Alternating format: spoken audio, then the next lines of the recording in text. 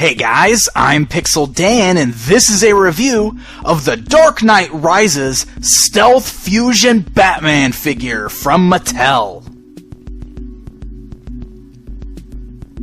This new Stealth Fusion Batman figure is one of those really cool endoskeletal articulation figures.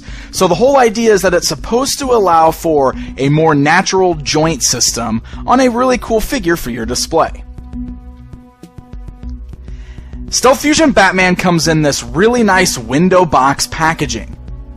It's got this cool deco on the front where there's a chunk missing out of the plastic that is shaped like the bat signal, and it looks like it's shattered glass breaking through the front there.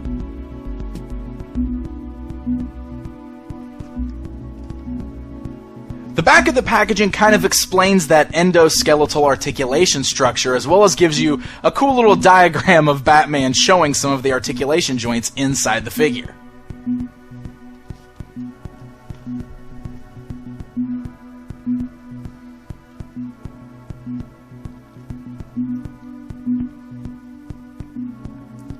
Alright, so taking a look at Batman outside of the packaging. First thing to know is that this figure is in the 8-inch scale.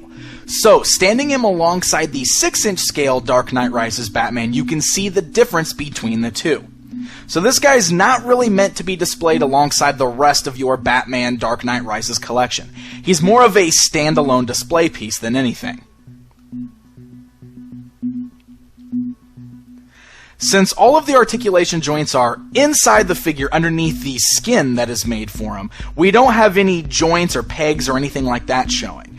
The whole idea is supposed to be that it's more natural looking and the detail is supposed to be better. And taking a look at the Batsuit, I will say that the detail is quite nice on him. The skin of this figure is a very rubbery feel, so he's soft and kind of squishy all the way around. But the details are still very nice. You can see all of the little intricacies of the costume there.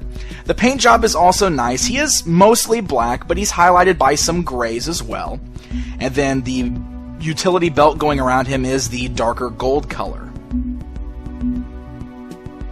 Now, the head itself is made of a standard action figure plastic, and the sculpt is very reminiscent of the same one that's on the 6-inch action figure. But it's very nice looking and does a great job of capturing the look of Christian Bale's Batman from the films.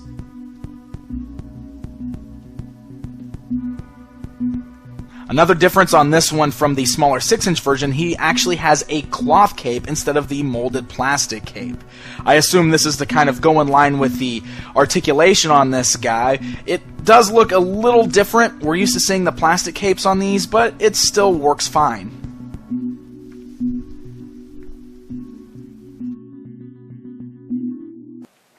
Alright guys, let's take a look at how the articulation works on this Batman figure. Now, all of the articulation is inside the figure. So if you've had stuff like the DC Universe Classic Swamp Thing from last year's San Diego Comic-Con, you know exactly what to expect with this guy here. He's made the exact same way. Most of the figure is made of this very rubbery material. And then underneath that, there's like a skeletal system that's got the articulation joints. So you can actually move him around without visible joints on this figure here. So first of all, the head is like a regular action figure head. It's made of the normal plastic. It's just on a regular left and right swivel there. But everything else underneath that is made of this soft rubber. You can see how flexible it is on like the pieces sticking off of his forearm there. His hands are very soft and squishy. You can see how rubbery those are, and they move all around there. And that's pretty much how the rest of his whole body feels. So underneath the rubber there, we've got that jointed skeletal system that allows for movement in the arms. You can see you move up and down with the arms, and you can also move forwards and backwards. Now, you hear that clicking. The joints are very tight on the inside, so they definitely lock in place with each joint turn. And you can see that the articulation is hindered. The rubber on the outside doesn't really allow for a really wide range of movement. His arms can only come forward about that far before it stops it. But you can come up pretty far with it, raising it upwards. Aside from that, he's got joints at the elbows, so the elbows bend forward and backwards there. but there's no other arm joints, so the wrist or anything like that doesn't turn, and like I showed you before, the hands are real soft and squishy anyway, so you can't really rotate those around. The waist has got just a regular swivel in there, and you can actually spin that left and right.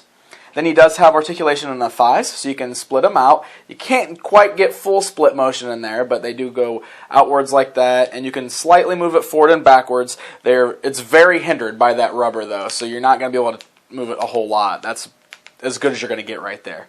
The knees are able to bend, and you can actually bend forward, too. It breaks his leg.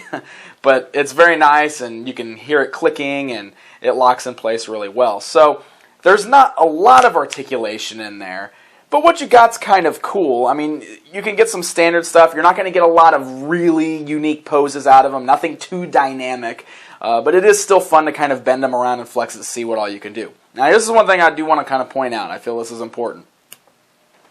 The figure very easily falls in half. The upper body is just attached to the lower body with a little peg, and that's what utilizes how it utilizes the waist swivel there. It's very easy to pop in half. I found myself many times where I'm holding the figure and I'm playing with the articulation in his arms, and next thing I know, the upper body pops off. So that is something that you definitely want to watch out for while posing your Batman figure.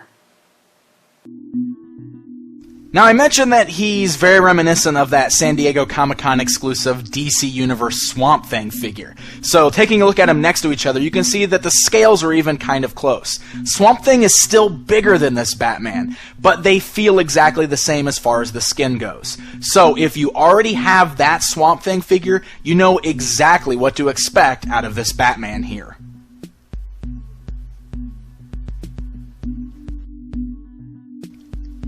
Now, as far as accessories go, Stealth Fusion Batman includes 2 Batarangs. They're both made of just a solid black, and they're a very, very gummy plastic, so they're very squishy. Now, you can pose these in either one of Batman's hands, as they are both molded kind of open, so they fit in there very nicely.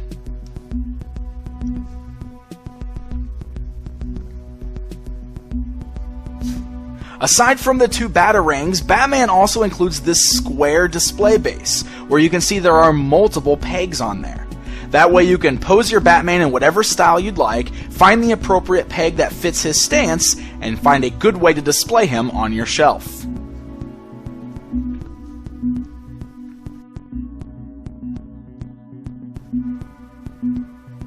So there you go, guys. There's a look at Stealth Fusion Batman. As I mentioned before, this figure is more of a standalone display piece rather than something that's going to fit in with your other Dark Knight Rises or DC Universe Classics figures from Mattel.